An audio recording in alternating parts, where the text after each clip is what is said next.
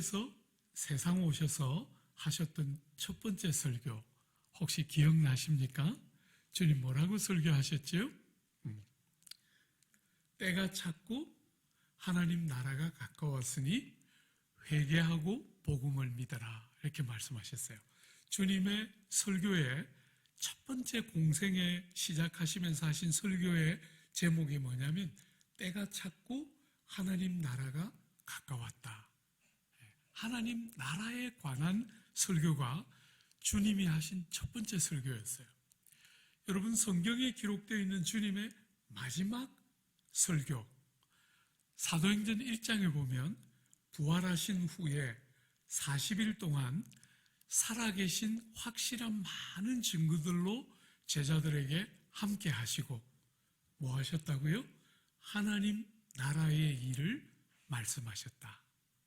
그러니까 주님의 교훈의 제일 첫 번째 교훈이 뭐냐면 하나님 나라가 가까웠다 이렇게 설교했는데, 주님이 땅을 떠나가시기 전에 제일 마지막에 하셨던 설교도 주님이 하나님 나라의 일을 말씀하셨다 이렇게 사도행전 1장이 기록해 놓고 있어요. 그러니까 우리 예수님께 하나님 나라라는 주제는 주님의 교훈의 처음이고 마지막이에요. 주님이 이 땅에 오셔서 여러분과 저에게 제일 가르치고 싶어 했던 메시지의 내용이 하나님 나라라는 주제였다는 것을 우리가 성경을 통해서 알 수 있는 거죠. 여러분, 오늘 우리가 읽은 이 본문의 1절 한번 보세요. 1절에 보면 천국은 이렇게 돼 있는데, 이 천국은을 조금 오늘 우리 주제로 바꾸면 뭐라고 번역할 수 있어요? 하나님 나라는, 이렇게 말할 수 있는 거죠. 그죠? 하나님 나라는 마치 품꾼을 얻어 포도원에 들여보내려고 이른 아침에 나간 집주인과 같다. 그러니까 하나님 나라, 예수님이 그렇게 우리에게 일러주시고 싶어 했던 하나님 나라가 무엇과 같다는 거예요? 집주인과 같다는 거예요. 그러니까 여러분들이 오늘 이 본문들을 쭉 읽어 나갈 때 집주인이 어떤 분이신가, 집주인이 어떻게 행동하는가 하는 것을 잘 보면 하나님 나라를 알 수 있다는 거예요. 여러분, 오늘 이 유명한 비유에서 집주인은 뭐 하고 있지요? 포도원에 일꾼들을 불러오고 있어요. 그죠? 포도원에 일꾼들을 불러오는데 본문에 보면 총 5부류의 일꾼들을 불러오고 있어요. 그런데 여러분들이 좀 외기 쉽도록 이 5부류의 일꾼을 3부류로 한번 약간 간소화해 보려고 그래요. 뭘 중심으로? 2가지를 중심으로. 첫 번째는 언제 왔는가. 일꾼들이 시간이 약간씩 다르게 오지 않습니까? 언제 왔는가 하는 시간과, 또 하나는 뭐겠어요?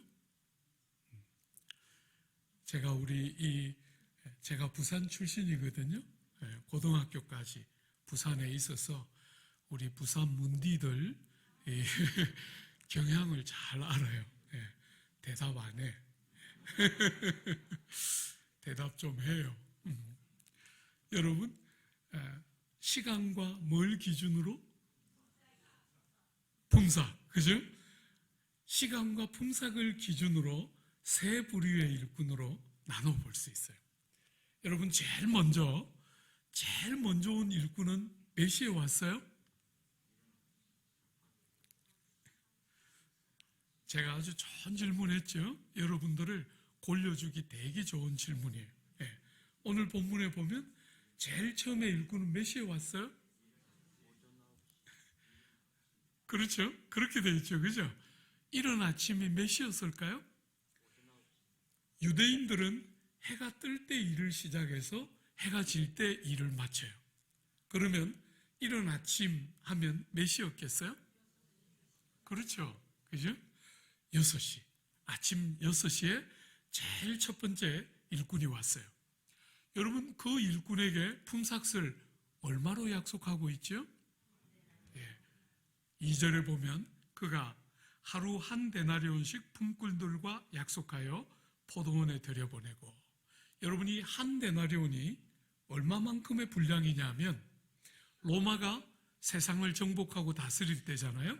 그때 정복하는 지역마다 전부 자기 로마 사람들을 데려갈 수 없기 때문에 장교들을 중심으로 그 정복 지역을 파송하고, 그러면 그 장교가 정복 지역에 가서 그 지역 사람들을 고용해서 쓰는데, 그 장교 혹은 귀족의 집에 고용된 하인들의 하루 품삯이 한 데나리온이에요.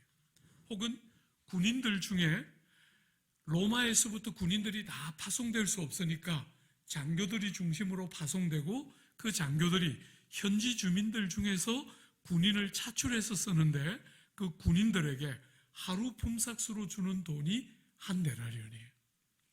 여러분, 그러면 이 포도원 주인이 일꾼들에게 한 데나리온을 주면 많이 주는 걸까요? 작게 주는 걸까요? 많이 주는 거예요? 왜요? 그러면 또 쏙 들어가, 이렇게. 제가 여러분이 저하고 5번 만날 때 힌트 드립니다. 여러분이 틀려야 제가 기쁘지요. 여러분이 틀리면 이렇게 풍성하게 무식하구나, 야단도 치고, 성경 좀 많이 읽으라, 혼도 내고, 이렇게 할 수 있잖아요. 그죠? 그러니까 답을 꼭 맞히면 재미가 없어요. 여러분이 틀리면 일부러 틀릴 필요는 없죠. 그렇지만 틀리면 얼마나 강사를 위로하나, 그렇게 생각하고 걱정하지 말고 두려워 말고 한번 이야기해봐요. 여러분이 한 데나리온을 약속하면 많이 주는 걸까요? 작게 주는 걸까요? 질문이 굉장히 좋죠. 여러분이 지금 예상하는 답은 뭐예요? 평균적으로 주는 거다. 한 데나리온 주니까, 그죠? 그렇게 말하면 좋겠는데, 이 출제자가 많이 주는 걸까, 적게 주는 걸까, 두 개만 물었기 때문에 여러분들이 상당히 곤란하죠. 거기에 지금 함정이 들어있는 거예요. 답은 정말 많이 주는 것 아니면 작게 주는 거예요. 뭘까요? 많이 주는 거예요? 왜? 조금만 더. 뭐라 그러셨어요?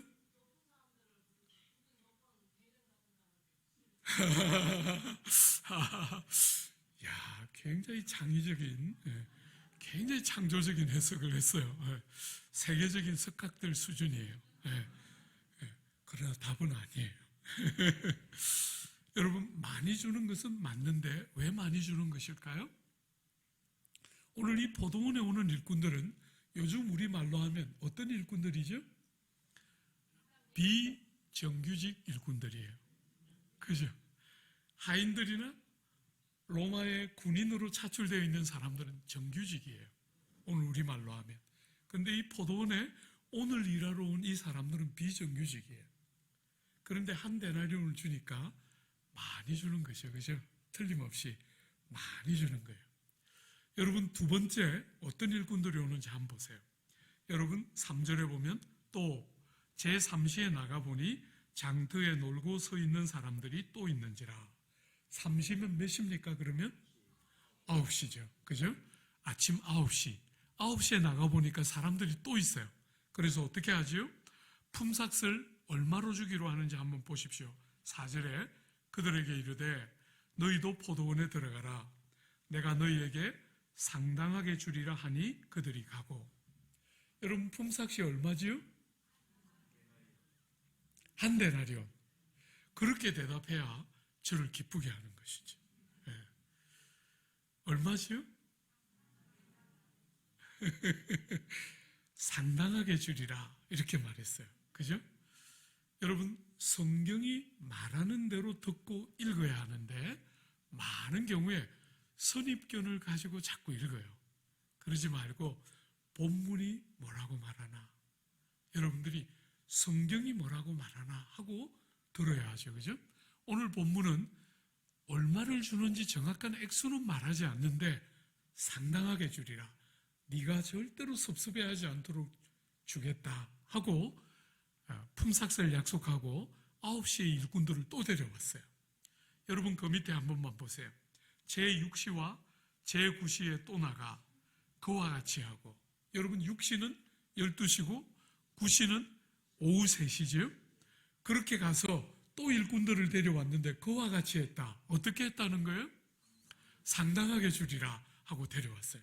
그러니까 이 3시와 6시와 9시 요 세 그룹은 시간은 조금씩 다르지만 품삯을 상당하게 주리라 하고 데려왔으니까 한번 묶어보려고 그래요. 그죠? 두 번째 그룹으로 전체를 묶을 수 있겠지요. 여러분이 이 잘 알고 있는 비유, 하나님 나라의 비유를 해석하는 굉장히 중요한 것은 그 다음에 나오는 일꾼들이에요. 한번 보세요. 여러분 6절에 보면 제11시에 나가보니, 여러분 11시면 몇 시지요? 오후 5시예요. 여러분 유대인들은 해가 뜰 때 일을 시작해서 해가 질 때 일을 마치니까 일하는 시간이 얼마나 남았어요? 1시간 남았어요. 오후 5시에 장터에 나가보니까 일꾼들이 또 있는 거예요. 어디 안 가고.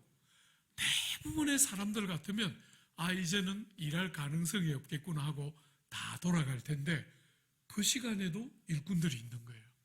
그래서 주인이 다른 사람들에게 묻지 않은 질문을 했어요. 한번 보세요.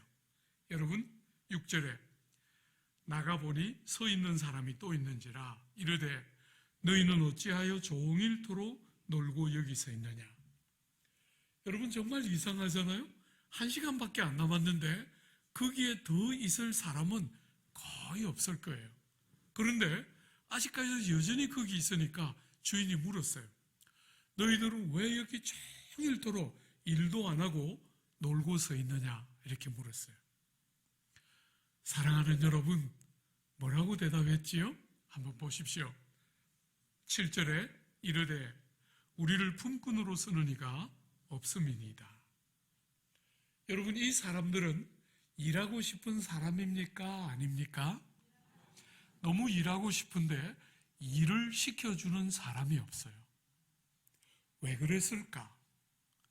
본문이 침묵하고 있으니까 왜 그렇다 이렇게 단정적으로 말할 수는 없지만 추측은 해볼 수 있겠죠. 그죠? 이렇다 이렇게 말할 수는 없지만 어쩌면 이럴지도 모르겠다 우리가 추측해 볼 텐데 왜 사람들이 이 사람들 일하고 싶은 사람들에게 일을 안 시켰을까요? 너무 감사해요. 네. 이번엔 맞췄어요. 그죠? 나이가 많아서 어쩌면 일을 시킬 수가 없다고 생각했을지 모르겠어요.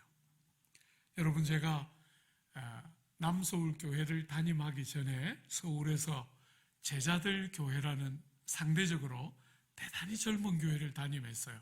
아이들까지 한 1,000명 정도 되는 그런 교회였는데 그 교회를 담임할 때 제가 그때 50 초반까지 제가 그 교회를 담임했는데 저보다 나이 많은 사람은 20명밖에 없었어요. 나머지 대부분은 저보다 나이가 어렸고 제가 그 교회를 떠날 때까지 7년 동안 10년 넘게 제가 거기서 담임했는데 7년 동안 그 교회를 떠나기 전에 7년 동안 영아부가 80명 이하로 한 번도 떨어진 적이 없어요. 아이들을 1년에 한 40명씩 유치부로 올려보냈는데 굉장히 많은 어린아이들이 태어나는 그런 젊은이들이 대부분인 교회를 목회하다가 남서울교회 딱 가니까 형님 누님들이 얼마나 많으신지 젊은이들만 수두룩한 교회를 목회하다가 그 남서울교회 딱 가니까 제일 인상적인 게 머리, 흰머리가 얼마나 많은지 깜짝 놀랐어요. 어쩌면 젊은이들만 데리고 목회할 때는 사실 거의 그런 거 잘 몰랐는데 나이 드신 형님들과 누님들이 그렇게 많으니까 말이 조심스럽더라고요. 말이. 무슨 농담 같은 것도 옛날 우리 젊은이들 많을 때는 여러분 100살까지 산다 그러는데 오래 살지 마요. 이런 설교 많이 했거든요. 여러분 20의 건강을 가지고 100살까지 살면 그건 복이 될지 모르겠어요. 그런데 50이 넘고 60이 넘고 하면 이제 몸의 한 군데가 무너지기 시작하는 거잖아요. 그런데 세상은 건강이 얼마나 안 좋아지는지는 말도 안 하고 100살까지 사는 것만 말해요. 제가 우리 아버지 돌아가실 때까지 모시고 살았는데 그 아버지 늘 노래 부르셨어요. 아들아, 나는 100살까지 살 거니까 그렇게 알아. 늘 말씀하셨어요. 제가 우리 집사람한테 말 안 했습니다. 그 토끼 같은 거 데려왔는데 아버지 100살 사시면 우리 집사람 70살이에요. 생각도 할 수 없는 그런 답답한데 아버지는 늘 저한테 100살까지 살 거라 그러셨는데 죄송합니다. 우리 선배님들 계신데 감사하게 85세 가셨어요. 건강하게 두 발로 한 번도 화장실 당신 발로 다 가시고 마지막 날 아들아 아버지 기저귀 한번 갈아봐 이렇게 말씀하시고 제가 아버지 기저귀 처음이자 마지막으로 갈아드리고 그 다음날 돌아가셨어요. 참 건강하게 살다가 돌아가셨는데 사랑하는 여러분, 그런 젊은이들이 많을 땐 그런 농담을 쉽게 했는데 남서울에 가서 늘 하던 대로 농담하다가 어느 날 형님 누님들 표정이 저걸 왜 데려왔나, 그냥 거기 있도록 둬야 되는데 저걸 괜히 데려와가지고 이런 쓸데없는 소리나 듣고 이러면서 분위기가 싸해져가지고 형님 한 분이 상처를 받고 교회를 옮겼어요. 그것도 바로 옆에 100m 정도밖에 안 떨어진 우리 교단 교회가 있거든요. 바로 옆에 교회에 가셔가지고 무슨 목사가 새로 왔는데 성도 보고 자꾸 빨리 죽으라 그런다 그러면서 그런 목사가 왔다 그러면서 옆으로 옮겨가지고 석 달 그렇게 막 온통 나쁜 소문 내시고 다니다가 석 달 만에 다시 와서 안 쫓겨나고 아직도 있어요. 큰일 날 뻔했어요. 형님 누님들은 말도 조심해야 되는데 어떤 면에서 참 나이를 들면 상처받을 일도 많고 뭔가 어려운 일들을 하려면 육체가 안 따라주고 그렇잖아요. 그죠? 어쩌면 나이가 많아서 일을 보시켰을지도 모르겠어요. 어쩌면 체구가 너무 작아서 그 포도원에 수고로운 일을 감당하기에 어렵겠다 이렇게 느꼈는지 모르겠어요. 여러분 제가 지금 사역하고 있는 남서울교회는 반포라는 곳에 있어요. 소위 말해서 강남 한가운데 있는 교회예요. 여러분 그 교회 제가 제일 좋아하고 행복해하는 구조는 우리 교회 은혜부라는 신체와 정서 복합장애를 앓고 있는 아이들이 이제는 많이 커서 대부분 30 이쪽 저쪽에 아이들이 많아졌는데 그 아이들이 한 30명 남짓 있어요. 우리 교회에 그런 아이들이 온다는 것이 저는 얼마나 기쁜지 모르겠어요. 사랑하는 여러분, 어쩌면 이 사람들 중에 일부는 정서적으로, 신체적으로 장애가 있는지 모르겠어요. 어떤 이유에서인지는 모르겠지만 너무 일하고 싶은데 일을 시켜주지가 않는 거예요. 그죠? 그런데 오늘 이 포도원 주인, 하나님 나라가 어떤 것인가 하는 것을 보여주는 포도원 주인은 아무도 데려가서 일을 시키지 않은 이들에게 어떻게 합니까? 포도원에 가서 일하도록 그들도 포도원으로 불러주었어요. 근데 여러분, 품삯을 얼마로 약속했습니까? 한번 보십시오. 품삯을 얼마로 약속했죠? 7절에 보면.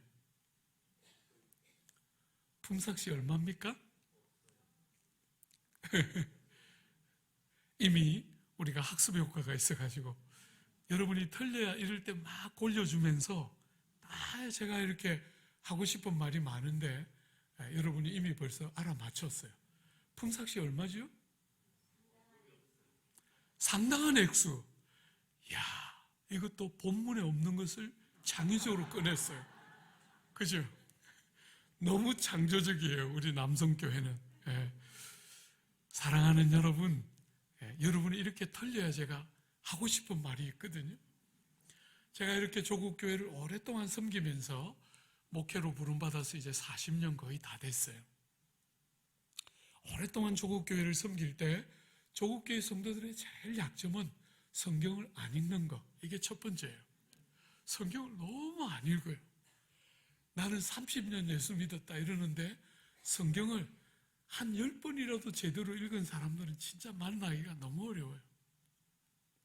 그리고 읽는 사람이 너무 없는데 그나마 읽는 사람도 성경이 원하는 대로 읽지를 않아요. 내가 원하는 대로 읽어요.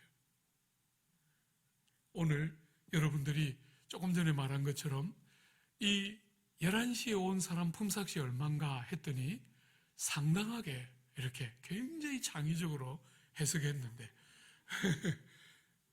죄송하지만 본문에 없잖아요. 그죠? 우리가 가지고 있는 선입견으로 자꾸 성경을 읽기 때문에 성경이 말하고 싶어 하는 걸 잘 못 듣게 되는 거예요. 뭐라고 말했죠? 성경에는 오늘 이분들의 임금이 얼마입니까? 품삯이? 없어요. 그죠? 그게 지금 정답이에요. 없는 거죠. 여러분 너무 당연하지 않아요?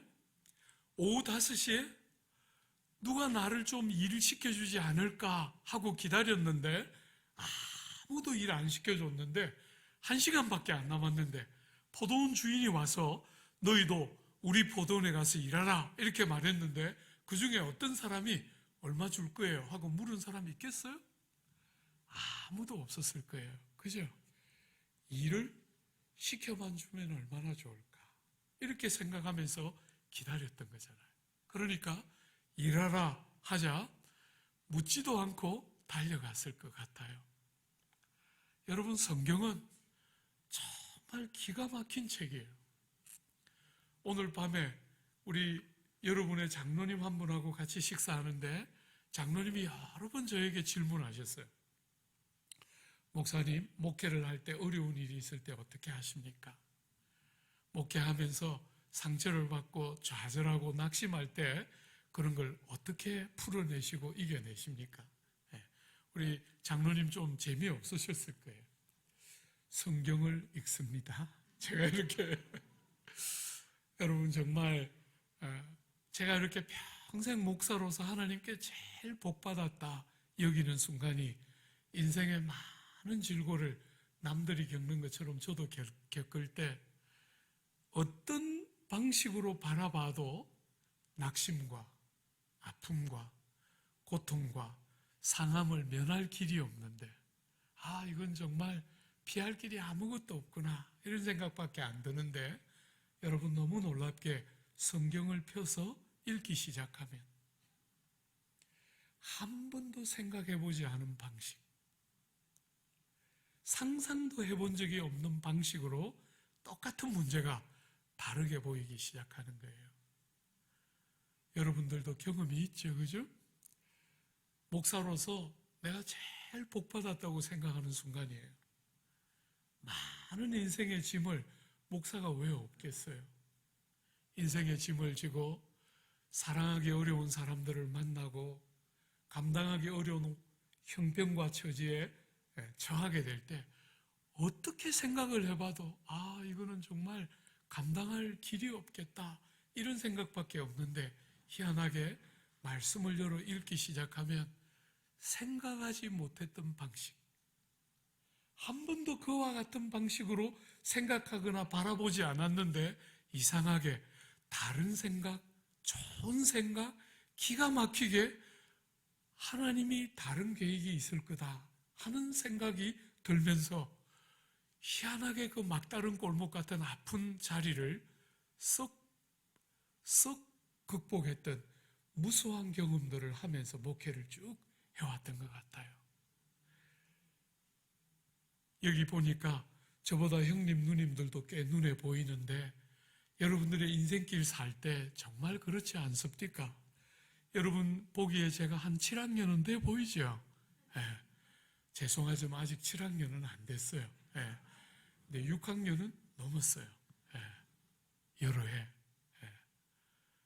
사랑하는 여러분, 참 인생이 뜻대로 안 되고 아픈데 성경을 딱 열면 참 기막히게 나에게서부터 생겼다고 생각할 수 없는 좋은 생각, 다른 생각, 다른 관점 이런 것들이 쫙 열리면서 문제가 극복되고 다루어지는 많은 경험들을 목회를 하면서 해왔던 것 같아요. 사랑하는 여러분, 성경이 말하는 대로 읽고 성경이 말하는 것을 듣는 것이 신앙의 제일 중요한 핵심 중에 하나예요. 품삯에 대한 이야기는 안 나와요. 그죠? 기록할 필요가 하나도 없었기 때문에 품삯에 대한 이야기는 안 나와요. 하나님의 말씀은 기가 막힌 1.1획도 더하거나 빼거나 무의미한 것이 들어가 있는 것이 없어요. 여러분이 들을 귀가 열려서 읽기만 하면 깨달음과 함께 놀라운 은혜가 있는 것이 하나님의 귀한 말씀이 하는 일들이 하는 것이에요. 말씀에 놀라운 역사가 있는 것이기 때문에 여러분이 성경이 말하는 대로 읽는 것이 너무너무 중요해요. 사랑하는 여러분, 오늘 여러분들이 이 비유를 해석하는 첫 번째 중요한 단서가 11시에 온 일꾼들이다 이렇게 말했다면 두 번째 단서가 8절이에요. 여러분 그 8절 한번 보세요. 저물매 포도원 주인이 청지기에게 이르되 품꾼들을 불러 나중 온 자로부터 시작하여 먼저 온 자까지 삭슬 주라. 여러분 이 8절이 약간 이상하다 하면 뭐가 이상할까요? 그죠? 제보다 연배가 조금 더 있으신 분들은 다 기억이 있을 거예요. 저도 어릴 때 아버지가 조그마한 가게를 하셨는데 품삯 주는 거 제가 봤거든요. 일당 주는 거 봤을 때 그 일당을 일반적으로 누구에게 제일 먼저 줬겠어요? 그렇죠. 여러분 요즘처럼 월급을 받는 때가 아니고 일당을 받는 때는 아빠가 남편이 돈을 벌어서 오기를 눈이 빠지게 가족들이 기다리고 있는 때잖아요. 그러니까 일당을 주던 때는 일반적으로 제일 일을 많이 한 사람 혹은 제일 공로를 많이 세운 사람들에게 일당을 제일 먼저 줬어요. 근데 오늘 8절에 보면 주인이 어떻게 하지요? 나중 온 사람부터 먼저 온 사람들에게까지 주도록 순서를 뒤집었어요. 여러분 잘 눈여겨봐야 해요. 제가 볼 때 조국교회 성도들이 제일 못 누리는 것은 하나님의 말씀의 교훈과 우리가 익숙해져 있는 세상의 논리와 얼마나 다른지를 잘 몰라요. 여러분 오늘 이 하나님 나라를 보여주는 이 포도원 주인은 당시 세상의 통념을 정면에서 깨뜨렸어요. 그죠? 세상의 통념은 먼저 온 사람에게 품삯을 주는 거예요. 그런데 주인이 의도적이고 고의적으로 순서를 뒤집었어요. 나중 온 사람에게 먼저 품삯을 주고 있어요.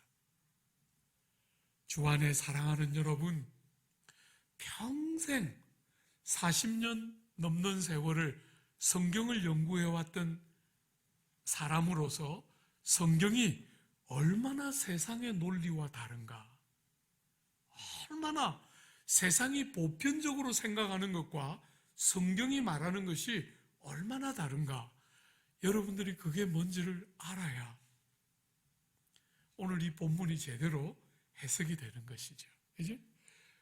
우리는 너무 오랫동안 이렇게 생각했어요. 예수 잘 믿고 세상에서 잘 되면, 복 받아서 세상에서 잘 되면 많은 사람들이 부러워하면서 교회로 몰려올 거다 이렇게 생각하고 우리는 늘 복 받는 일에 마음을 많이 빼앗겼는데, 여러분이 보는 것처럼 오늘 조국교회가 이렇게 욕을 듣고 있는 시대가 왔어요.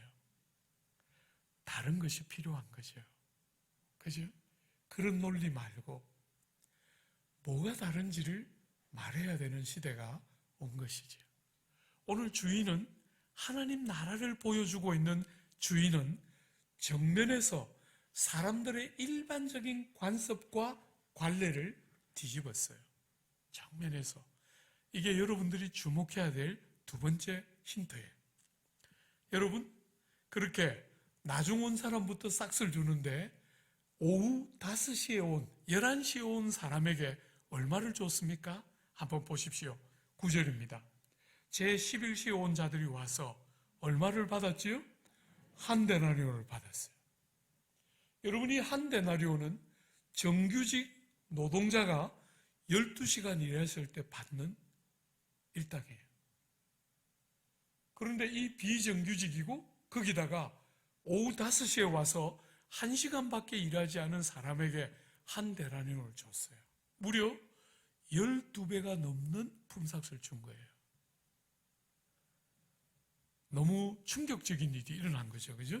그런데 그때 그 제일 마지막에 온 일꾼이 한 데나리온을 받는 것을 본 먼저 온 사람들이 뭐라고 생각합니까? 한번 보십시오. 10절에 먼저 온 자들이 와서 더 받을 줄 알았더니, 여러분도 동의되죠? 제일 마지막에 온 일꾼이 한 데나리온 받았으니까 나는 적어도 한 데나리온보다는 더 받겠구나 하고 왔는데 얼마 받았어요? 한 데나리온 받았어요. 그러니까 이 사람들이 뭐 합니까? 여러분과 제가 제일 잘하는 거 뭡니까? 불평과 원망을. 여러분들 제일 잘하는 거 맞죠? 네. 여러분을 대부분 처음 뵙기 때문에 여러분들은 좀 안 그렇게 생긴 사람도 있는 것 같아요. 네. 그렇지만 속지는 않아요. 네. 제가 이거 벌써 40년 했잖아요. 안 그렇게 생긴 그런 사람 숱하게 봤기 때문에 속지는 않습니다. 네. 여러분 안에 안 들어가 봐도 여러분 어떤 사람인가 제가 좀 알 것 같아요. 네. 여러분, 제가 이렇게 40년 목회를 달려오면서 우리 남서울교회 성도들은, 지금 목회하는 남서울교회 성도들은 제가 만나는 회중 중에 최고인 것 같아요. 정말 말귀를 너무너무 잘 알아들어요. 말귀를. 무슨 말을 하면 말귀를 금방금방 알아들으니까 얼마나 속이 후련한지 모르겠어요. 근데 그 착하고 말귀를 잘 알아듣고 잘 하는 그 성도들에게 제가 귀에 못이 박이도록 하는 설교가 있어요. 여러분들은 국가대표급 죄인들입니다. 제가 늘 귀에 못이 박이도록 하는 설교예요. 그렇게 설교를 처음 여러분들은 국가대표입니다 이렇게 설교했을 때 여자 집사님 한 분이 뽀로로 쫓아왔어요. 안 와도 되는 분이 꼭 그렇게 한 번씩 오더라고요. 네, 와서 목사님 제가 죄인인 거 인정해요. 그렇지만 국가대표는 너무했어요. 네, 제가 그렇게까지 나쁘다고 생각지는 않습니다. 이러고 갔어요. 여러분, 옛날 제가 초보 목사 시절에는 그런 분들을 만나면 당신은 이래서 국가대표고 저래서 죄인이고 이래서 한 나라를 대표하고도 남습니다. 그렇게 제가 설득을 했는데, 그렇게 설득을 하면 설득을 당하면서 그렇군요 이럴 줄 알았는데 너무 놀랍게 설득은 하나도 안 되고 교회를 옮기더라고요. 그래서 요즘은 이제 경험이 많이 생긴 거잖아요. 그죠? 그런 사람이 딱 오면 그렇게 생각하시는군요 하고 돌려보내요. 그거 붙들고 설득 안 되더라고요. 그래서 그냥 돌려보내고, 간혹 아니라는 분도 계신데, 다시 본문이 비슷한 이야기가 나오면 간혹 아니라는 분도 계신데 여러분 다 죄에 가난한 한 나라를 대표하고도 남습니다. 아니라고 하는 분도 계시지만 여러분 다 그렇습니다. 다시 도장을 쾅쾅 찍어요. 네. 사랑하는 여러분, 여러분들 다 처음 만났지만 여러분들도 다 국가대표들이에요. 네. 다른 건 몰라도 죄 짓는 일에 있어서는 한 나라를 대표하고도 남아요. 여러분들은 여러분이 생각하는 것보다 훨씬 나쁜 사람들이에요. 보는 눈이 안 열려 있어서. 내가 그래도 좀 저 사람보다 낫지 이렇게 생각하지만 눈이 열리면 눈 뜨고 못 봐주는 게 여러분이고 저잖아요. 그죠? 사랑하는 여러분, 오늘 이 어리석은 사람들이 한 데나리온을 받아들고서 하나님 나라를 보여주는 그 포도원 주인을 향해서 불평과 원망을 쏟아내는 거예요. 그러면서 뭐합니까? 불평하는 사람들의 특징은 남들이 못하는 것과 내가 잘하는 것을 비교해요. 남들이 잘하는 거, 내가 잘하는 걸 비교해야 될 거 아니에요. 그죠? 남들이 못하는 거, 내가 못하는 걸 비교해야 그게 정당한 건데, 불평하는 사람들은 그렇게 안 해요. 그렇게 하면 불평할 때 신이 안 나잖아요. 남들이 못한 것과 내가 잘하는 것을 말하면 얼마나 억울해요. 어떻게 이렇게 할 수 있나 하면서 막 말할 수 있으니까 대부분은 불평하는 사람들이 그렇게 하더라고요. 오늘 이 사람들도 뭐 말해요?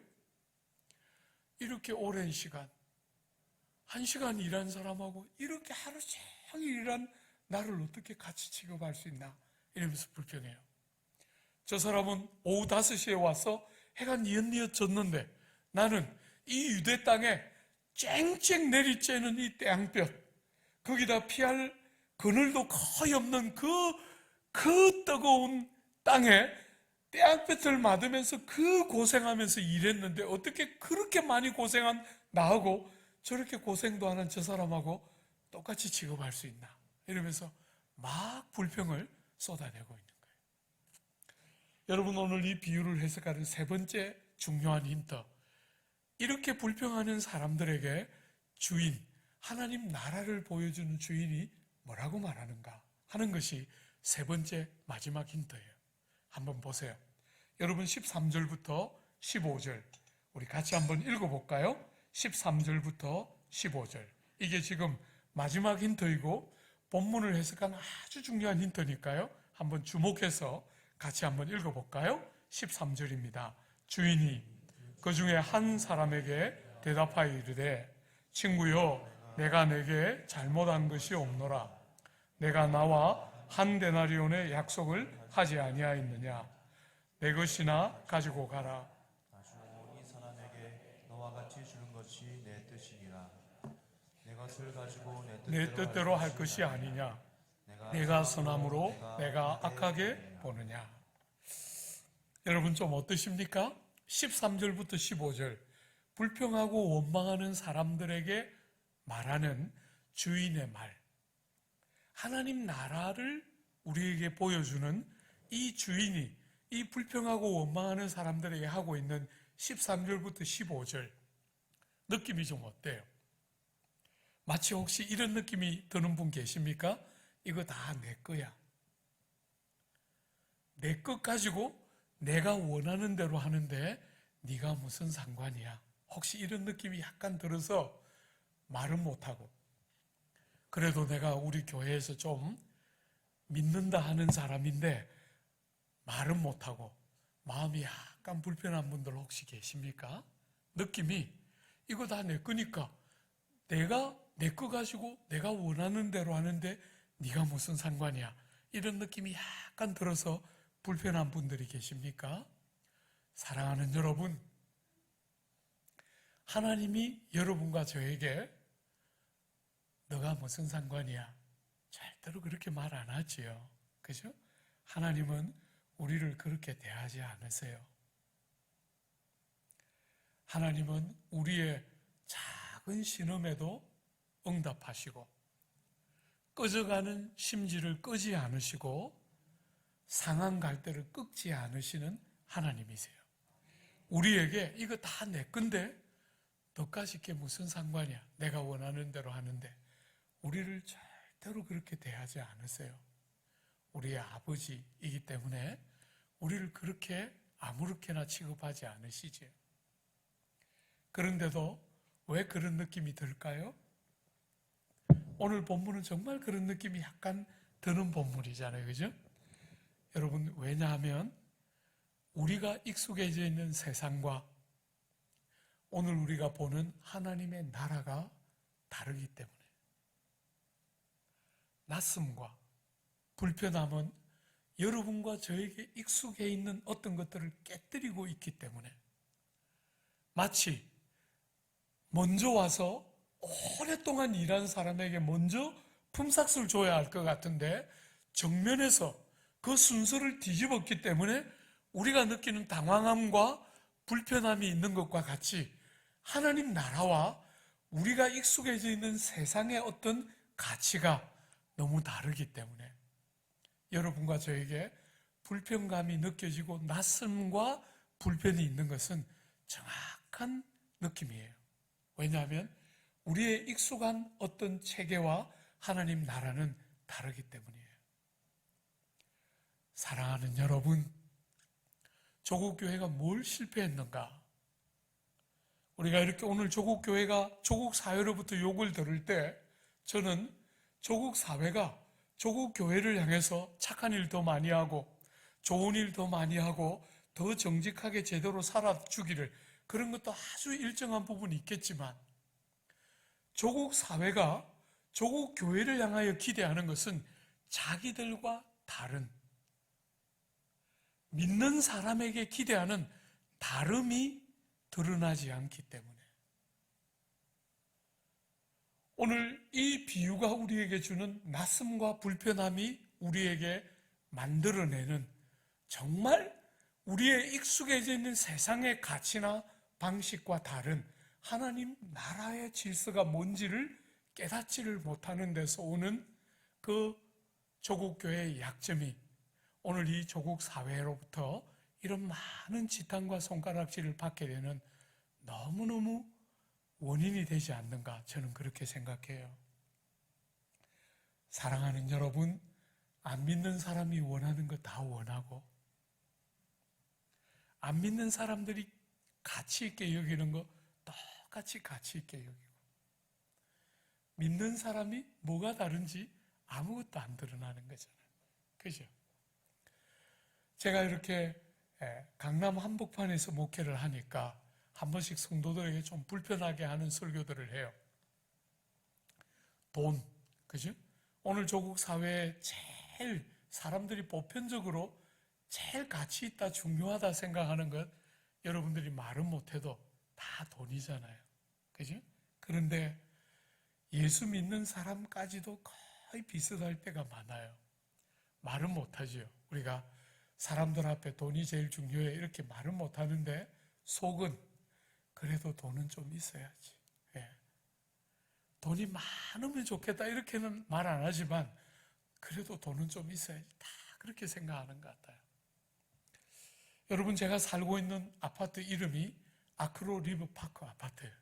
예. 제가 영국 유학 가서 7년 공부하고 왔거든요. 영국 생활 7년 했는데 저는 제 아파트 이름을 해석할 수가 없어요. 아크로 리브 파크 아파트. 무슨 말을 하고 싶은지 나는 모르겠어요. 리브를 말하고 싶은지 파크를 말하고 싶은지 모르겠어요. 그냥 붙여놓은 것 같아요. 제가 막 이렇게 한 번씩 설교하면서 갈구거든요. 우리 동네 사람들이니까 대부분. 아크로 리브 파크 아파트.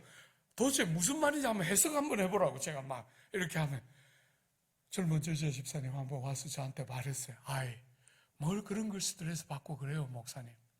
그냥 시어머니 못 찾아오도록 어려운 단어를 쭉 붙여놓은 것인데 그걸 뭐 그렇게 의미 부여를 많이 하면서 그 해석이 안 된다 그런 게 중요한 게 아니고 영어로 쫙 붙여놓은 거, 그걸 어떻게 한 번 들어서 다 외겼어요. 그죠? 시어머니가 듣고 못 찾아오도록 하면 되니까. 예. 그렇게 제가 어느 날 설교했더니 또 젊은 집사가 찾아왔어요.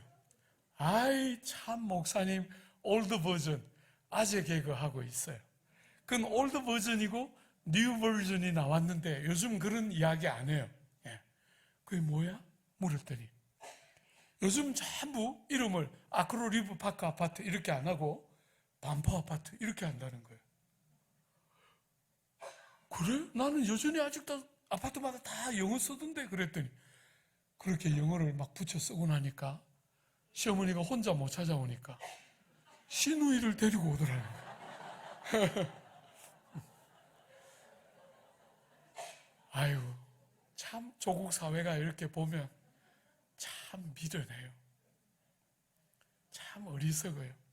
어떤 아파트 산다, 어떤 차 타고 다닌다, 어느 대학 나왔다. 참 이 조국 사회는 아직도 그게 극복이 안 돼요. 교회가 이렇게 많은데 그거 하나 아직 극복이 안 돼요. 여러분, 제가 영국 7년 있는 동안 영국 사람들이 타고 다니는 차 제가 굉장히 유심히 봤어요. 영국 사람들은 여러분이 아는 것처럼 세계 최정상을 지나온 나라잖아요. 그죠? 차들이 전부 다 작은 차들을 타고 다녀요. 대부분. 근데 제가 한국 땅에 돌아왔는데 얼마나 차들이 큰지, 이렇게 조그만 땅덩어리에 차들은 왜 그렇게 크고 쓸데없이 그 큰 차들을 왜 그렇게 타고 다니는지 제가 막 너무 부화가 나서 막 설교를 막 해야 되니까 성도 하나가 막 찾아와서 볼멘 소리 했어요. 목사님, 차 작은 차 타고 가면 은행에서 융자도 안 해주는 나라라는 거예요. 성도들 속도 모르고 긁지 마요 이러면서 저보고 막 가르쳐 줬어요. 사랑하는 여러분, 저는 그런 거 따라하고 싶지 않아요. 세상이 사는 것처럼 그렇게 살고 싶지 않아요. 세상이 이거 중요하다, 세상이 저거 가치 있다, 그런 거 따라 살고 싶지 않아요. 하나님 나라가 뭐가 가치 있다고 말하나? 하나님 나라에서 뭐가 정말 중요한가 보고 배우고 듣고 봤는데 왜 그런 어리석은 삶을 반복할 거예요? 그죠? 더 이상 그렇게 살고 싶지 않은 다름이 뭔지가 보여야 하는데, 오늘 조국 땅의 제일 아픔 중에 하나는 교회가 이렇게 많은데 다름이 뭔지가 안 보인다는 거예요.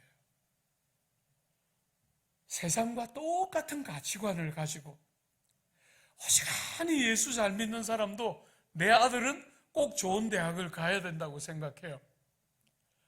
여러분, 좋은 대학을 가는 사람은 언제나 소수밖에 안 되는데 내 아들은 꼭 좋은 대학을 가야 돼. 왜? 나는 예수 잘 믿으니까.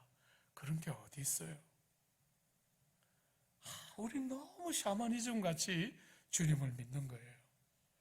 세상과 똑같은 가치관을 가지고 다름이 뭔지를 너무 모르는, 너무너무 마음 아픈 샤머니즘처럼. 여러분, 불교가 수능일이 다가오면 하는 일이 뭐예요? 그게 그냥 절에 사람들이 미어 터지는 거예요.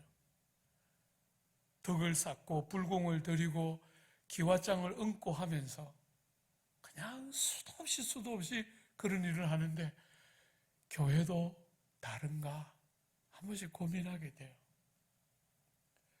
사랑하는 여러분, 여러분에게 예수 믿어서 다름이 뭡니까? 하나님 나라를 깨닫고 하나님 나라를 아니까 여러분들이 익숙해져 있던 어떤 가치와 생각들을 깨뜨리면서 우리들에게 우리의 삶 속으로 쑥 밀려 들어온 다른 것, 그게 뭡니까?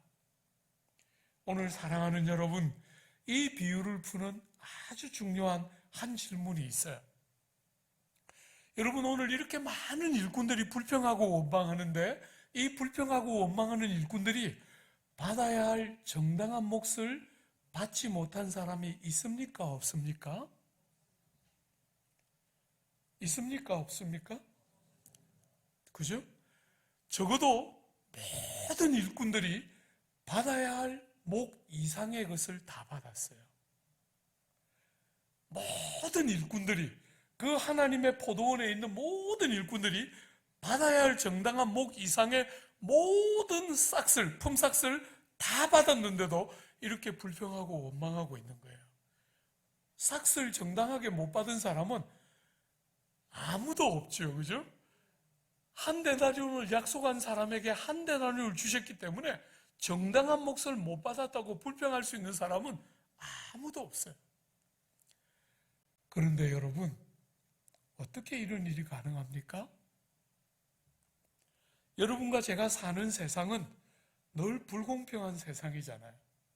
우리가 살아가는 이 세상은 한쪽이 좋은 대접을 받으면 한쪽이 안 좋은 대접을 받고, 그 차이가 점점 많이 벌어지는 것이 우리가 사는 이 자본주의 시대의 모습인데, 사랑하는 여러분, 어떻게 하나님의 나라, 하나님 나라를 우리에게 보여주는 이 포도원의 일꾼들이 하나같이 다 받아야 할 목 이상을 다 받는 일이 어떻게 가능할까?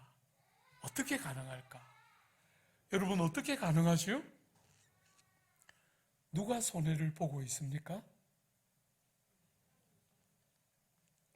이게 핵심이죠. 그죠?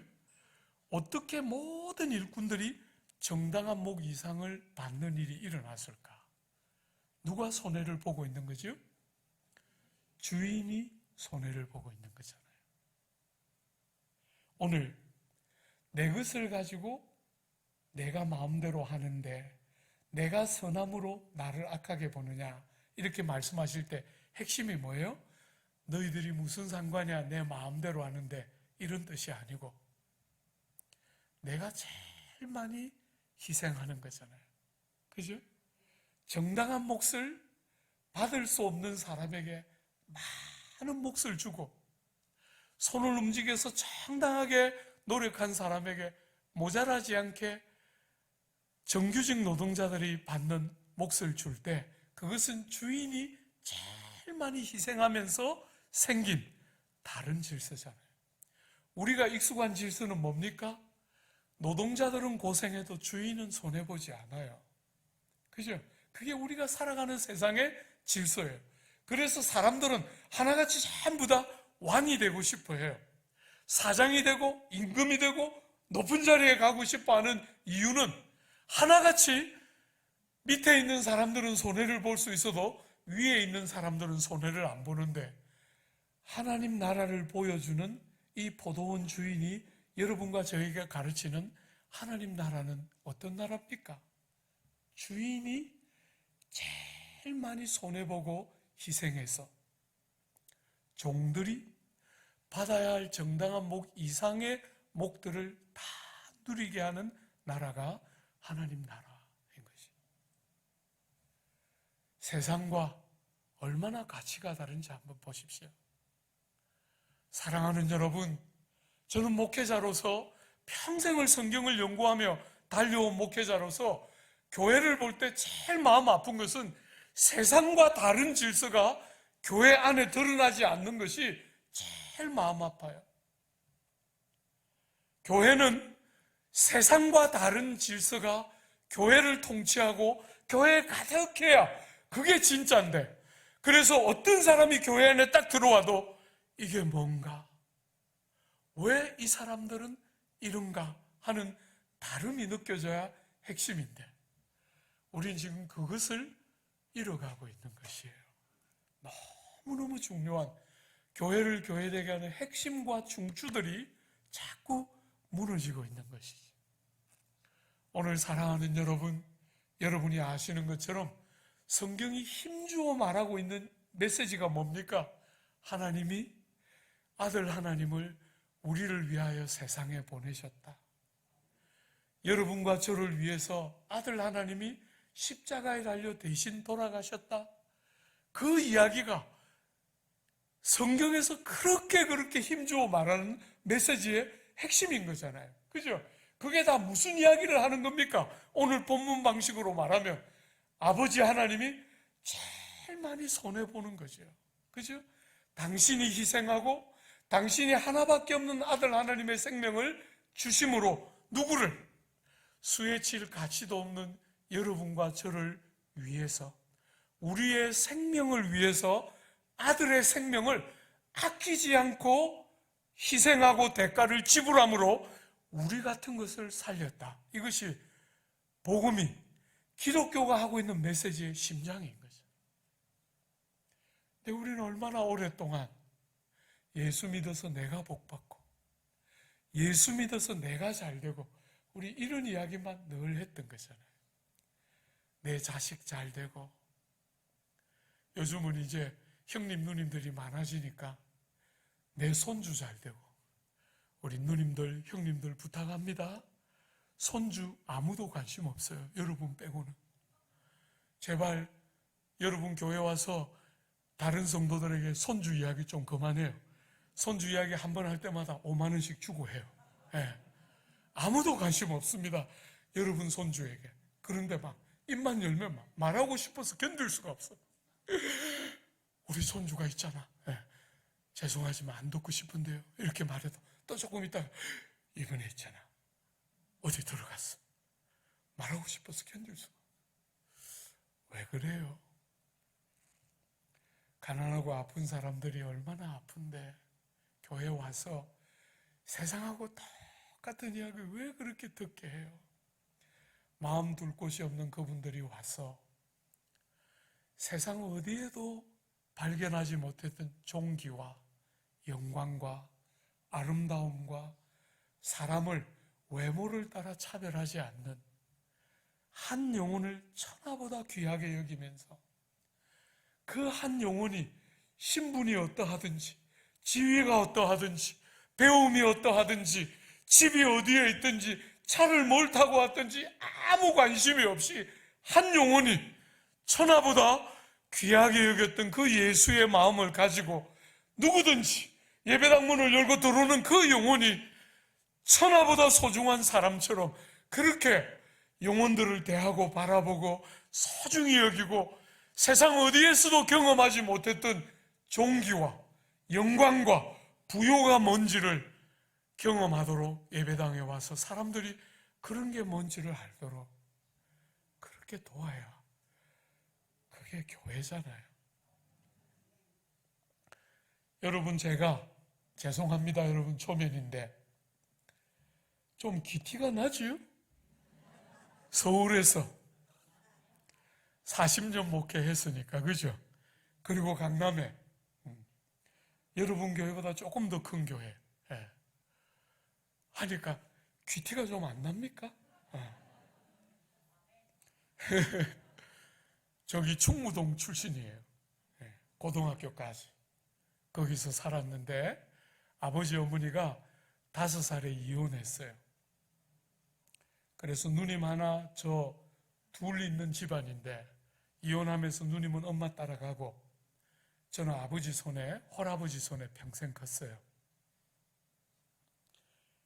여러분, 제가 초등학교를 다닐 때만 해도 엄마가 없고 아버지가 없는 경우 아주 드물게 있었어요. 사고로, 병으로.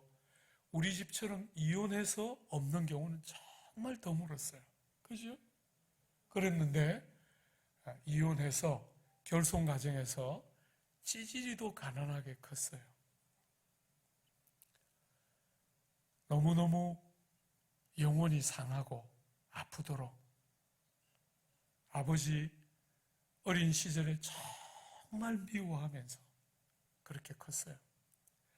제 개인적으로 제일 저 자신에게 충격받은 날이 언제냐면 그 제가 안 좋아하던 우리 아버지 영국에 목회할 때 제가 아버지 모셔서 영국에 같이 살았거든요. 외동아들이기 때문에 유학을 마치고 목회를 할 때 아버지 영국에 모셔서 같이 살았는데 어느 날 마트에 카트를 끌고 이렇게 쭉 마트에 가는데 그 마트는 앞에만 거울이 있는 게 아니라 천적에도 거울이 있는 거예요. 그때 제가 처음으로 제 소갈머리 없는 걸 봤어요. 제가 이렇게 대머리인 줄은 몰랐어요. 그런데 소갈머리 다 빠졌더라고요. 이미 그때 30대였는데 소갈머리 다 빠졌고 제가 그날 너무너무 충격적이었던 건 저와 아버지가 같이 카트로 마트에 이렇게 카트를 끌고 들어가고 있는데 제가 아버지 제일 싫어했던 게 뭐냐면 그 꾸부장한 걸음걸이였어요. 근데 아버지하고 나하고 같이 들어가는데 둘이 똑같이 걷고 있는 거예요. 너무너무 절망했어요. 제가 제일 싫어하던 아버지 그 걸음걸이를 똑같이 하고 있는 거예요. 그만큼 제가 아버지 싫어했어요. 아내하고 저하고 오늘은 한번 싸워야 되겠다. 그런 느낌이 드는 날 있잖아요. 그죠? 오늘은 그냥 지나가면 안 되고 오늘 한번 싸워야 되겠다. 이런 날은 아내는 당신하고 아버지하고 똑같아. 이렇게 말하면 제가 뚜껑이 딱 열려요. 그러면 저도 이야기합니다. 당신하고 엄마는 똑같아. 이렇게. 그래가지고 둘이 뚜껑 딱 열려서 한판 대판 싸웠어요. 사랑하는 여러분, 참 아프게 컸어요. 참 아프게. 그렇게 컸는데 대학에 참 희한하게 대학에 올라가면서 서울에 갔는데 교회를 갔어요. 교회. 여러분 대지평수가 99평밖에 안 되는 조그마한 교회. 여러분 교회는 벌써 이게 몇 평이에요? 이 대지평수가 이렇게 큰데 제가 그 서울에 가서 처음 갔던 그 교회는 대지평수가 99평이었어요. 유학을 마치고 가르쳤던 제자들이 결혼식 한다 그래서 갔더니 신랑 입장하니까 10걸음도 못 걷더라고요. 그렇게 조그마한 교회에 갔는데, 여러분 그 교회에 대학부, 교회 전체 성도들 수는 200명 남짓밖에 안 되는 조그마한 교회였는데 대학부가 130명 모이고 있었어요. 그 시절에 79년, 80년 이런 시절에 대학부 100명 이상 모이는 대학부는 전국을 통틀어서 몇 개 안 되던 시절에 그 조그마한 교회에 대학생들이 130명이 모이는 대학부가 있었어요. 여러분, 제가 그 교회에 가서 제 생애 처음으로 하나님 앞에 기도했어요. 하나님, 나도 저 형처럼, 나도 저 누나처럼 예수 믿고 싶어요. 제 생애 처음으로 뾰족뾰족하게 가슴에 무수한 상처를 가지고 뾰족뾰족하게 컸던 평생의 제 삶에 그 교회를 딱 갔을 때 형들을 보고 누나들을 봤는데 엄마도 저를 버리고 갔는데 아버지는 정말 지긋지긋하고 너무 싫었는데 그런 삶을 정말 힘겹게 강건히 버티며 살았는데 제 생애 처음으로 저보다 저를 더 사랑해주는 사람을 처음 만났어요. 교회 공동체에서 생면부지의 사람인데 처음 만났는데 정말 나를 자기 생명처럼 사랑해주는 사람들을 저는 생애 처음으로 만났어요. 사랑하는 여러분, 그리고 그때부터 비로소 삶이 변하기 시작했다. 그 귀한 형들과 누나의 사랑과 보호, 한 번도 그런 게 뭔지 모르고 컸어요. 여러분, 제가 목사를 하니까 여러분들은 좀 착하게 살았겠지 이렇게 싶겠지만 우리 어릴 때 대부분 집에 화장실 있는 사람 없었잖아요. 그죠? 공중 화장실 이렇게 보고 나면 거기 밑에 물이 흥건하면 이렇게 다 기다리고 있다가 누가 들어가면 거기 이렇게 돌을 던지는 그런 몬스터, 늘 그 제가 독차지하면서 그래서 늘 동네 아낙들이 머리를 이렇게 지어 박으면서 애미 없는 자식 어쩔 수 없어. 늘 그렇게 컸어요. 몬스터. 그 동네가 알아주는 몬스터. 개구장이집 많이 하고 욕 많이 듣고 꿀밤 많이 맞으면서 컸는데 그런 뾰족한 분노에 가득한 저를 그 형들과 누나들이 저에게 처음으로 사랑을 받는 게 뭔지를 가르쳐 줬어요. 사랑하는 여러분, 여러분들은 신앙생활을 하면서 여러분하고 아무 이해관계 없는 피 한 방울 안 섞인 누군가를 사랑하기 때문에 아무것도 안 아까워하고 그게 돈이든지 그게 시간이든지 그게 관심이든지 그게 무엇이든지 간에 여러분 옆에 있는 사람들에게 아무 대가를 기대하지 않고 흘려보내고 나누는 게 여러분 뭔지 아십니까? 제가 이렇게 조국 교회를 섬기면서 보면 간정은 무수하게 쏟아내는데 하나님이 주신 복과 은혜가 뭔지를 말하는 사람은 수도 없이 많은데 그 하나님께 거저 받은 그 은혜와 복을 누군가에게 주님이 나에게 그렇게 대하셨기 때문에 나도 누군가를 주님이 나한테 하셨던 것처럼 대하는 사람들 참 드물게 봤는데 저는 그 교회에서 처음으로 그런 사람을 만난 거예요. 정말 벌거숭이 같은 저를 자기 몸의 한 부분인 것처럼 사랑해주는 사람을 처음으로 만난 거예요.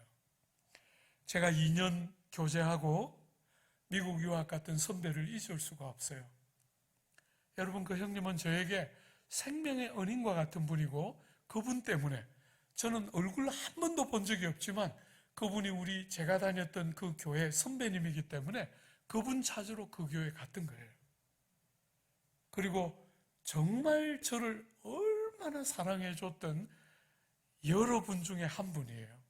제가 평생에 잊을 수 없는 형님들 중에 한 분인데 지금 저기 미국 시카고에 계신데 이번에 제가 7월에 시카고에 잠시 갔다가 조찬을 형님하고 형수하고 저하고 3명이 그 미국 식당에 앉아서 조찬을 같이 하는데 세상을 다 가진 것 같은 행복. 세상에 이것보다 더 복된 게 뭐가 있을까? 40년의 세월이 흘렀는데 변함없이 이렇게 소중한 사람이 있고 이 귀한 분들하고 이렇게 만난 음식을 먹으면서 서로를 마음껏 사랑하는 사람이 있다는 게 얼마나 감격스러웠는지 모르겠어요. 그 형님이 2년 같이 그 공동체에서 교제하고 형님이 유학을 가셨는데 하루는 편지를 보냈어요. 정부야, 형은 이제 석사과정을 다 마치고 박사과정에 들어가는데 형은 꾸준히 기도하고 하나의 소원이 있다. 빨리 박사를 마치고 미국에서 직장을 잡아서 너를 불러서 미국에 불러 유학시킬 수만 있다면 형은 더 소원이 없다. 피부치가 아니에요. 그죠? 그냥 교회에서 만났어요. 그것도 2년 교제했는데 유학 가신 형님이 저에게 빨리 공부 마쳐서 박사학위 하고 직장을 얻어서 너를 불러서 유학시키는 게 형의 인생의 목표 중에 하나다. 얼마나 감격하면서 그 편지 읽었는지 모르겠어요. 사랑하는 여러분, 여러분이 신앙생활 하면서 이런 게 뭔지를 모르면 여러분은 신앙생활의 60% 이상을 모르는 거예요. 주 안에 사랑하는 여러분, 오늘 주인이 손해를 봐서, 제일 많이 손해를 봐서 종들이, 아무 자격도 없는 종들이, 일한 것도 없는, 한 시간도 채 될까 말까 한 시간을 아무 일한 것도 내세울 것이 없는 그 종들이 너무나 풍성한 삭을 받도록 정말 상상할 수 없는 품삯을 받는 이것을 성경은 뭐라고 말합니까? 여러분이 익숙한 단어로 바꾸면 이게 뭐예요? 이게 바로 은혜지요. 그죠? 은혜라는 말은 자격 없는 사람에게, 일한 것이 없고 공로가 없고 자격이 없는 사람에게 하나님이, 우리를 사랑하시는 하나님이 우리에게 주시는 너무나 큰 선물, 아무 자격 없는데, 아무 공로 없는데 너무 큰 선물을 그냥 주시는 것을 성경은 은혜라고 말하는 거예요. 사랑하는 여러분, 하나님 나라가 뭡니까?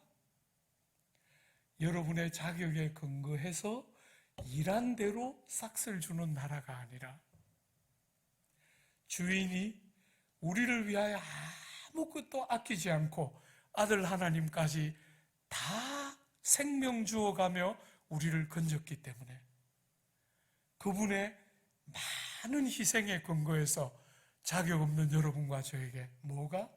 은혜가 풍성하게 넘치도록 주어지는 것. 이것이 하나님 나라의 제일 중요한 원리이고 핵심인 거예요.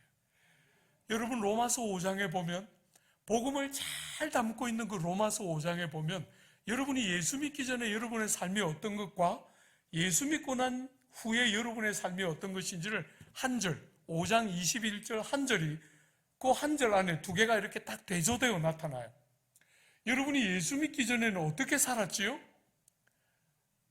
여러분이 어떻게 살았냐면 죄가 사망으로 말미암아 왕노릇하는 것이 여러분이 예수 믿기 전에 여러분의 삶의 방식이었다, 이렇게 말해요.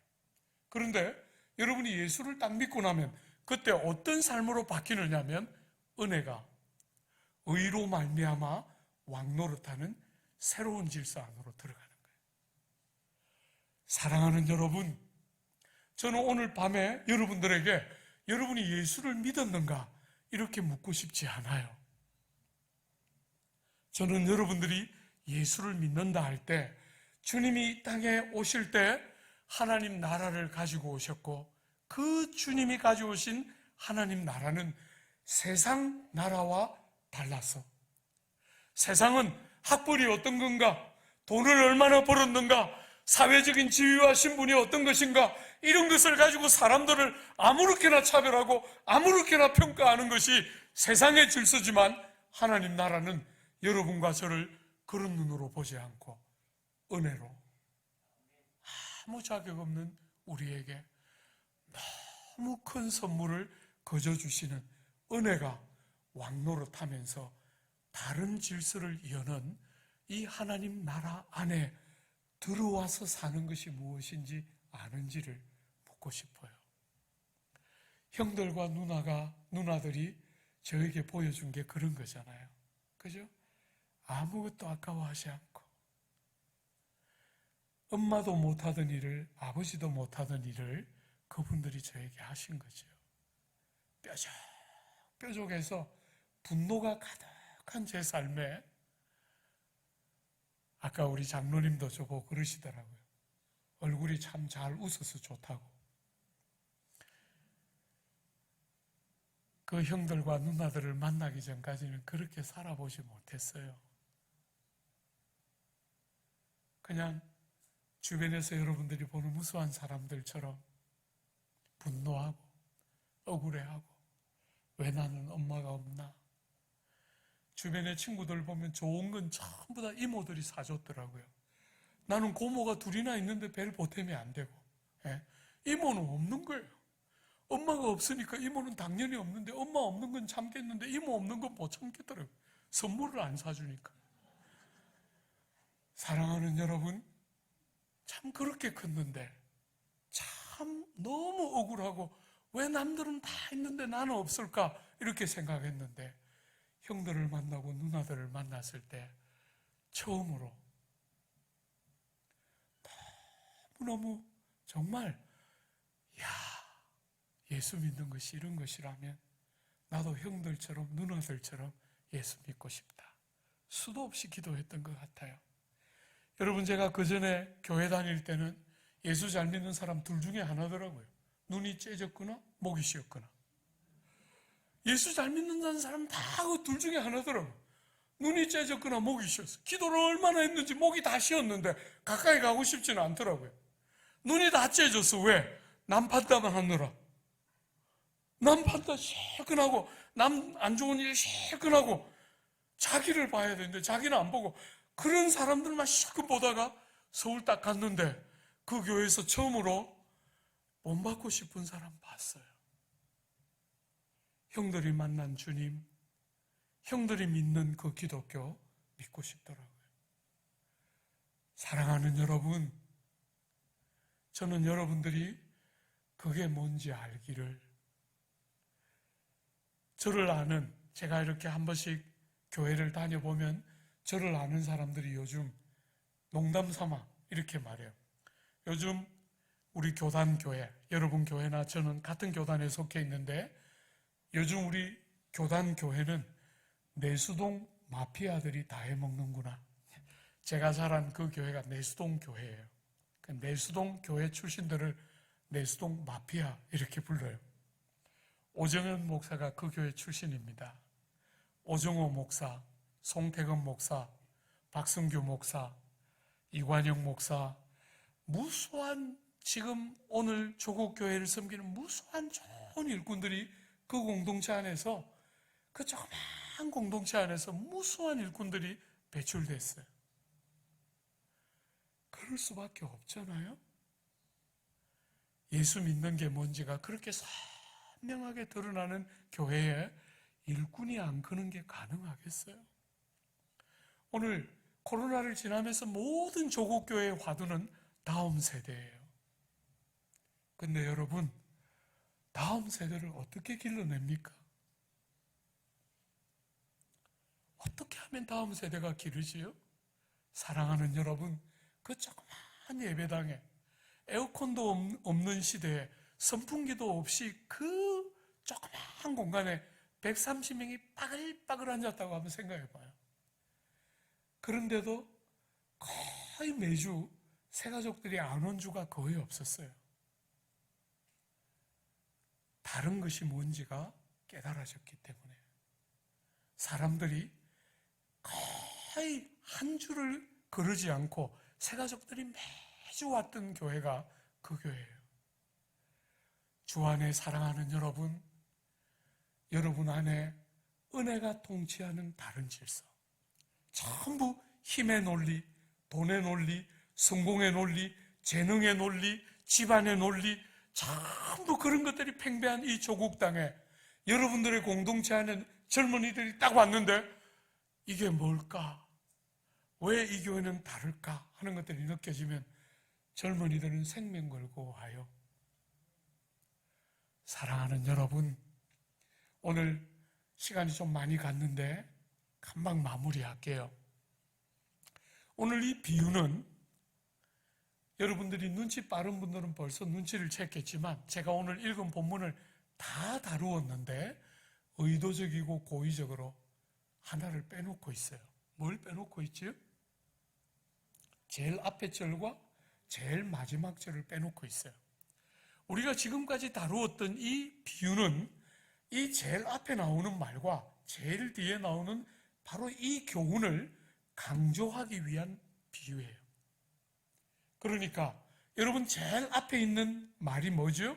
19장 30절인데 한번 보세요. 그러나 먼저 된 자로서 나중되고 나중된 자로서 먼저 될 자가 많으니라. 여러분 16절도 한번 보십시오. 이와 같이 나중된 자로서 먼저 되고 먼저 된 자로서 나중되리라.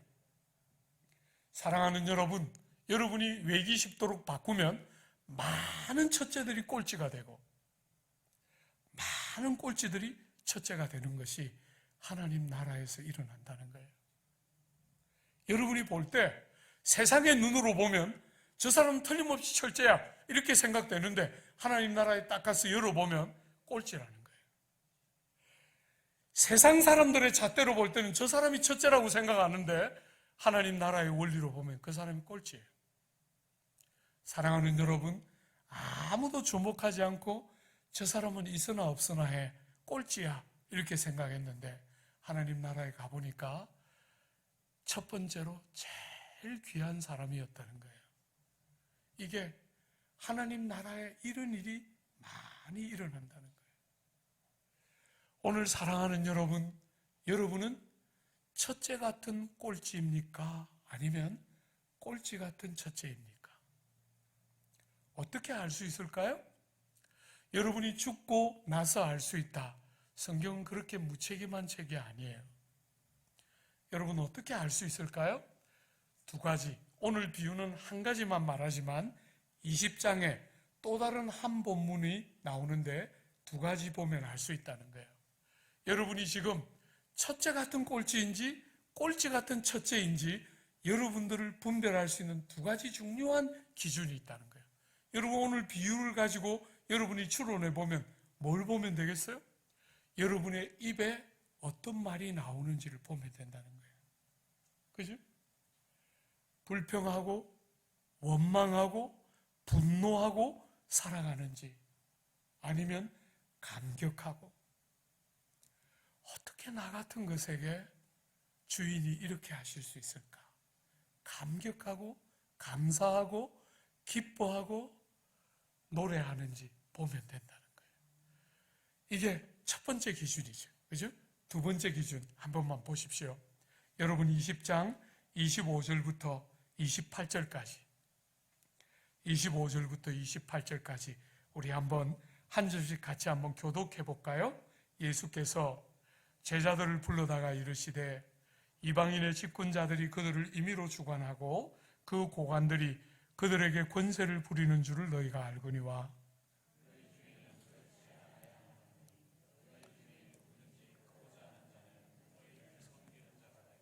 너희 중에 누구든지 어뜸이 되고자 하는 자는 너희의 종이 되어야 하리라. 인자가 온 것은 섬김을 받으려 함이 아니요 도리어 섬기려 하고 자기 목숨을 많은 사람의 대속물로 주려 함이니라. 저는 오랫동안 이 본문을 이렇게 해석했어요. 주님이 기대하는 것처럼 내가 겸손하게 살면 때가 되면 하나님이 나를 높여주시겠지. 이 본문을 그렇게 해석했어요. 언젠가부터 이 본문을 그렇게 해석하지 않아요. 사랑하는 여러분, 세상은 전부 높은 자가 위대하다고 생각해요. 강하고 뭔가를 이룬 자가 훌륭하다고 생각해요. 근데 여러분이 본 것처럼 하나님 나라는 주인이 제일 많이 손해봐서 자격 없는 자들에게 풍성한 선물을 거저주시는 나라가 하나님 나라예요. 그래서 주님이 오늘 말씀하시고 있는 거예요. 얘들아, 누구든지 높고 싶은 자들은 세상처럼 그런 것이 높아지는 것이 아니고 정말 높고 싶은 자들은 종이 되고 희생하고 섬기고 낮아지는 것이 제일 높은 것이다. 여러분, 저는 액면 그대로 받아들여요. 주님이 우리에게 보여주신 것처럼 제자들의 발을 씻기시고 제자들을 위하여 생명을 버리시고 제자들을 위하여 이 땅에 오셨던 주님처럼 종이 되는 것이 가장 높다. 나중에 높아진다, 낮아진다, 그건 아무 관심도 없고 주님이 우리에게 가르치신 다른 가치, 세상 사람들처럼 훌륭하고 높아지고 강해지고 유능해져야, 그래야 영향력 있게 무슨 일을 한다, 끝없는 그런 신화가 넘쳐나는 세상에 종이 되고 낮아지고 희생하고 사랑하기 때문에 아끼지 않고 자기를 깨뜨릴 줄 아는, 그것이 진짜지요. 제가 이렇게 집회를 한 번씩 가면 한 번씩 별난 여자 집사가 와서, 안 와도 되는 별난 여자 집사가 와서 말해요. 목사님, 저는 목사님이 무슨 말 하는지 알아요. 하나님이 저에게 주신 은혜 쓰려면 책 한 권으로 못 써요. 이런 별난 것들이 한 번씩 와요. 그러면 제가 그렇군요 하고 돌려보내고 뒤로 돌아서서 말해요. 아무것도 모르는구나. 아무것도 모르는구나. 저렇게 말하고 돌아서서 나쁜 짓 안 하는 거 내가 한 번도 본 적 없다. 그렇게 말하고 꼭 나쁜 짓 하더라. 제가 목회 40년 하면서 수도 없이 봤어요. 어떤 자매들이 와서 저보고 말해요. 목사님, 저는 다시 태어나도 저 남자하고 결혼할 거예요. 그렇군요 하고 제가 보내놓고 돌아서서 말해요. 아무것도 모르는구나. 부부가 같이 산다는 게 뭔지를 아무것도 모르는구나. 그저 세상 사람들처럼 우리는 행복해요. 우리는 안 다투어요. 우리는 다시 태어나도 저 사람하고 살고 싶을 만큼 우린 좋아요. 이런 이야기 하고 싶은 거잖아요. 글쎄, 여러분들은 훌륭한 분들이니까 그런 일이 가능했는지 모르겠는데 저는 보니까 그렇게 안 사라지더라고요. 아내를 만나서 결혼했는데 그때 그 옆에 자매 좋았는데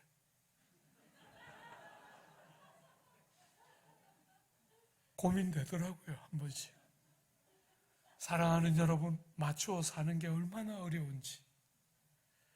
많이 실패하고 많이 울고 엄마 없이 살았으니까 얼마나 아내 만나면 잘할 거라고 골백 번도 더 다짐했겠어요. 그죠?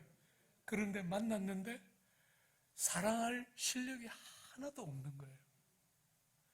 정말 사랑해 줄 수 있을 거라고 생각했는데 만났는데 사랑할 줄 아는 실력이 하나도 없는 거예요. 그렇게 다투기도 하고 실망하기도 하고 넘어지기도 하고 아픔을 주고받기도 하면서 뭐 배웠어요? 여러분 바깥에 있는 한 인격을 사랑하는 것이 어떤 것인가? 그저 세상 사람들은 사람을 잘 만나서 덜 다투고 알콩달콩 행복하게 아들, 딸 말 잘 듣고 좋은 대학 쑥쑥 들어가고 시집장가 제때 가서 그게 다 행복이라고 말하는데 우리는 이 아픔 많은 세상에, 이 눈물 많은 세상에 사람들의 눈물과 아픔을 만지고 위로하고 그 심정을 살 용기가 뭔지를 가르치는 사람으로 이 땅에 남겨졌는데 남들이 겪지 못하는 그런 행복과 기쁨과 감격만 가지고 어떻게 사람이 도와지는 거예요? 실패도 하고 아픔도 겪고 좌절도 겪고 그렇게 소중하다고 생각했는데 많은 것들이 어그러지면서 상처를 주고받는 아픔들도 겪는데 그게 전부가 아니고 그런 방식을 통해서 많이 울었는데 어느 날 보니까 뭐가 보여요? 사랑을 한다는 것이 어머니 모태로부터 죄 중에 태어난 여러분이나 제가 누군가를 사랑한다는 것이 존재적으로 불가능하고 나밖에 모르고 이기적이고 자기중심적이어서 누군가를 사랑하는 게 아무리 원해도 그렇게 안 사라지고, 어느 날 하나님의 은혜가 우리의 삶에 조금씩 오면서 주님이 우리에게 가르쳐 주신 것과 똑같이 우리를 사랑하셔서 우리를 위하여 목숨을 주셨다 할 때 한 번씩, 신앙이 어릴 때 한 번씩 고민했어요. 안 돌아가셔도 됐는데 그만큼까지 할 필요가 있었을까 한 번씩 고민했어요. 어느 날부터인가 조금씩 깨달아지더라고요. 누군가를 사랑하는 것은 자기 부정, 자기 깨뜨림, 자기 죽임이 없이는 할 수 없는 것이 나구나. 때로는 어긋나는 사랑들을 보면서, 때로는 마음이 통하는 어떤 사람을 만나면서 우리가 사랑을 배우는데 뭘 배웁니까? 사랑은 깊은 자기 희생이 없이는 사랑이 안 되는 거예요. 사랑하는 여러분, 전부 높아지려고 하는 이 세상, 높은 자리 가서 그 힘과 영향력으로 뭐든지 할 수 있다고 믿는 이 어리석은 세상에 주님은 오셔서 돌아가셨어요. 오래 살면서 좋은 일 많이 하신 게 아니라 오셔서 여러분과 저의 죄짐을 대신 지시고 돌아가시면서 새로운 세상을 열었는데, 우리는 예수 믿어서 새 세상의 영생을 믿는다고 말하면서도 옛 세상의 방식으로 부자 되고 잘 살고 실력 있고 높아져서 어떻게 주님이 하신 일을 하겠다는 건지 저는 모르겠어요.